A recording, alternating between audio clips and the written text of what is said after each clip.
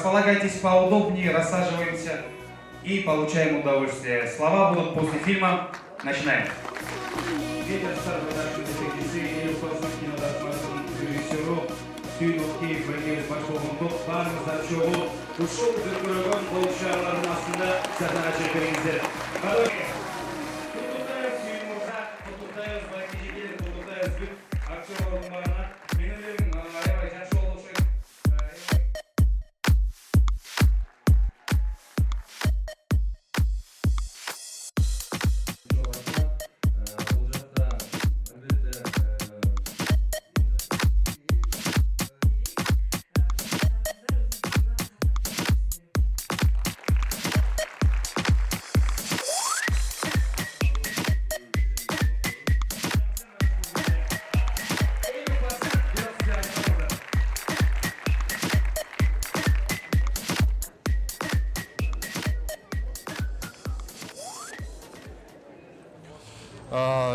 Негізден жалпысынан 4 айға жақын, 4,5 айға жақын уақытта тартылды.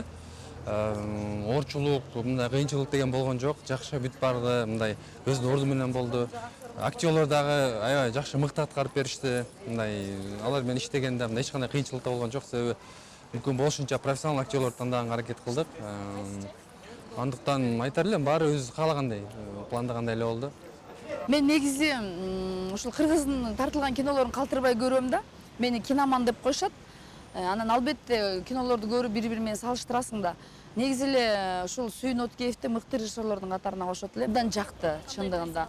Баягы кээ бир кинолорду көрсөң, кээ бир юморлору мындай атайын ойноп, атайын жасап аткандай болуп, мындай анча күлкүнүчтүү болбой калат да. Бул жерде ушундай актерлорду жакшы тандап алыштыр да.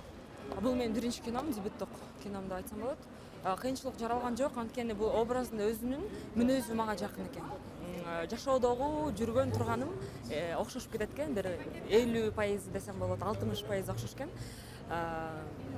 Мага жакты, мага оңой болду десем болот.